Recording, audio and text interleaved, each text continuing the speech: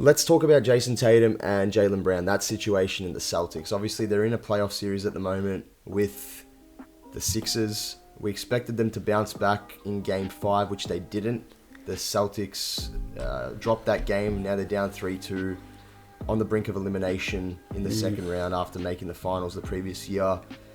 Obviously, with these teams being announced, Tatum makes first team, Jaylen Brown makes the second team. They're now both eligible for a supermax extension, which the combined contract total would be about $613 million between the two. Bro, just crazy. 13 million. Yeah. 60 million per season for what, 5 to 6 years for each of them.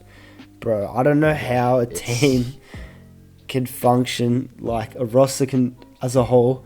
Imagine you're in the locker room, there's two guys making 613 million, and say 5 years down the line you got a bunch of like 1 to 2 year almost vet minimum guys like surrounding them. Bro, they're just like, I know the NBA is a business, but how can like a team like the Celtics function if they got two guys? Like, imagine the heads on these guys. I know you can't let money get to like the ego thing, but I don't know. The NBA seems like a league where, besides young teams, I heard about Josh Giddey speaking about this before on a podcast I watched yesterday. Like, the OKC Thunder are very tight-knitted. They hang out together.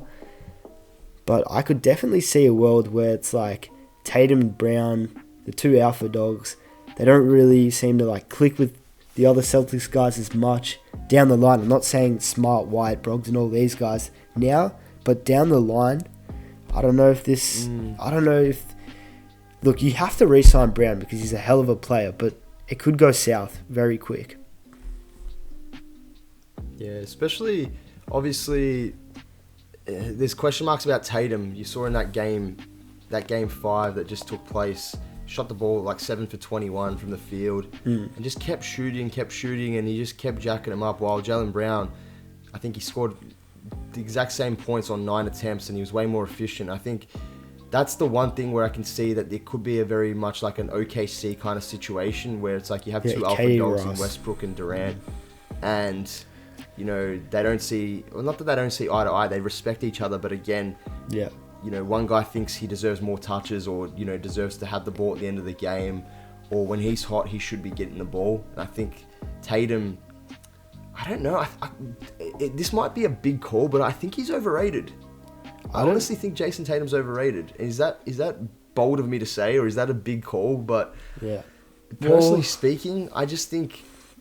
You know, he's got very good two-way potential, don't get me wrong, and I think his ability to play both sides of the ball is excellent, but so does Jaylen Brown, you know what I mean? And I think Jason Tatum, I don't feel like he's got as big of a bag as a guy like Jaylen Brown potentially could in the next year, you know what I mean? Yeah, I see where you're coming from. I feel like a lot of, especially Celtics fans, they kind of tend to go towards the area where it's like, Tatum's the top 5 player, Tatum's the top 10 player.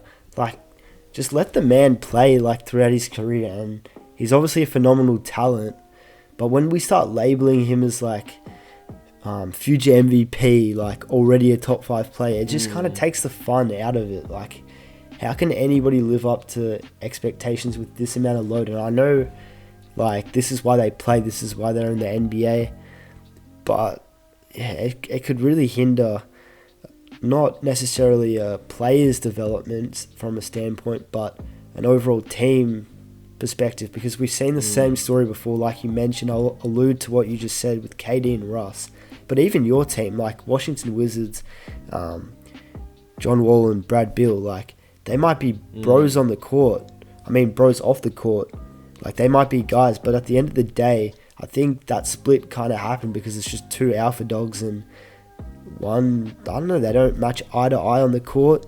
One takes the more shots, and they just didn't really feed off each other as well as they thought they were going to progress once getting so far, I guess, against that Celtics team with IT and of that nature. But it's really tricky because you don't know until you kind of give it a shot, and I think their best shot of winning another championship is keeping Jaylen Brown. And I'll let you speak on it first, but I I have more to say, but I won't jump in and just, say too much. No, I honestly would rather build around Jaylen Brown. I think Jaylen Brown's not as ball dominant. Yeah. But he can still put up like really, really great numbers. Yeah. I think with Tatum, a guy like him, he needs the ball and he's always, dribbling, whether it's from the block, he's trying to back down his opponent. Yeah. Too herky-jerky. Use his footwork and stuff like that. Yeah. Or he's either isolating up on the 3-point line. Yeah. I just feel like he needs the ball more. I don't think he plays as well off the ball. Whereas, like I said, Jaylen Brown, because he came into the league and having to be a guy that sort of knew where his role stood in early days of his career, he sort of learnt how to be effective without needing the touches. And as you saw, like, he took 9 attempts and he made 6 of them the other day against the Celtics and scored as many points, like I mentioned, as Jason Tatum did on that same night on 12 less shots, you know what I mean, on 1 less field goal made. So for me personally, Jason Tatum, he's a volume shooter who needs the ball in his hands a lot of the time to be effective. So like a Jaylen Brown, Carmelo great Anthony. defender, he's correct. Yeah. Jaylen Brown's improved his ball handling year in, year out. That was one question mark when he came into the league, that he didn't have a left hand as much. He's worked on that. Still probably could use a little bit more improvement, but I think, again, it's only going to get better. He's an intelligent guy. He's good on defense. He's athletic. He's tough. I think it's all the character, and he's a very bright and intelligent guy. You know what I mean? Like, he was. Yeah. Could have gone to Harvard, couldn't he? He was the president of the basketball, or of the NBA Players Association, sorry. So all of that put together, not saying Tatum's not intelligent, but I'm just pointing out, like, you've got a complete player and a complete person in Jaylen Brown. So for me, if I was the Celtics front office, I would keep Jaylen Brown, build around him, and I'd try to get a maximum haul for Jason Tatum and see what you could possibly secure for him in a trade. And knowing that what teams have had to give up for certain players in particular trades over the recent years. Crazy. Yeah, imagine what a team would have to pay to get Jason Tatum to their side and what the Celtics would request in return. Yeah. So something to consider. Yeah. But I think, all things said, from my side, Jaylen Brown, to me, is someone who I would preferably build around. Yeah. Look, bold move, very bold move. I don't think. Look, you said before, like, it would be controversial, but I reckon if we do have a lot of Boston fans watching this video, they might not be too happy with you, but I understand where you're coming from, personally, because I do agree, like, Tatum, sometimes he's too pretty with it, and it's just like, how can we, like, almost function the offense when Jaylen Brown could literally going off? All he needs is that, just a swing, and he can just catch and shoot. Sometimes that's all you need, or a one dribble mid-range pull-up.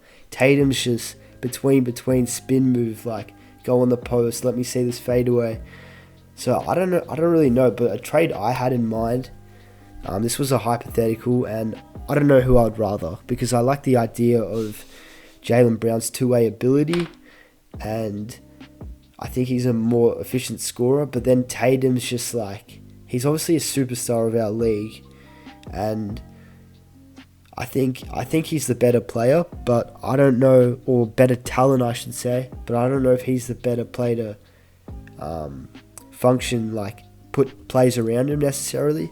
But a trade hypothetical I guess I came up with, and this is a long shot, but say if Jaylen Brown was to request a trade from the Celtics and they didn't give him this supermax deal, which who knows, they might not, like, it's a lot of money.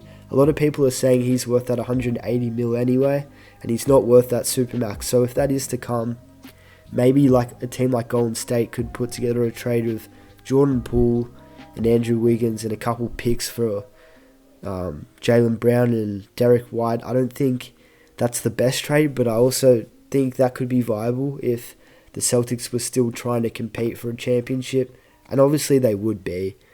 But yeah, I just think it's a situation where if the Celtics don't give him that supermax, They're damned if they do and they're damned if they don't.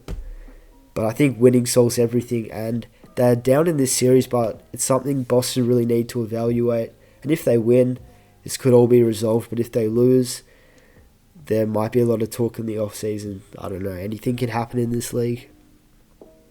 I think just the final point I want to make about this is I do really want to see Jaylen Brown have his own team. I think, like I said, he's too good a player to... It's basically 1A and 1B, you know what I mean? Yeah.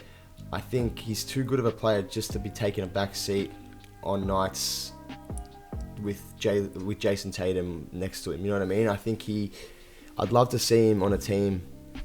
Ideally, maybe even the Houston Rockets. I don't know how they would make that work, but obviously he has a really good relationship with Ime Udoka, and you know, I think Udoka would be able to harness Jaylen Brown's full potential, especially in the fact that he'd give him the keys, he'd give him a license to obviously be able to take on more of the load, take on more of the brunt in terms of the offense, and be that guy that can help, I guess, because he's been around a really good system in the Boston Celtics. Yeah. And so he'll take all those good habits from a winning organization like that, and an organization that has really, you know, high expectations and high standards for their players. Not saying that Houston Rockets don't, but again, with that young group there, a lot of the guys, you know, they're not necessarily NBA players, even though they're really good players. Like Jalen Green, I don't think he's a bad player by any stretch of the imagination, but I just don't think he knows how to play the NBA game the right way. Yeah, and he hasn't had a guy in like Jaylen Brown,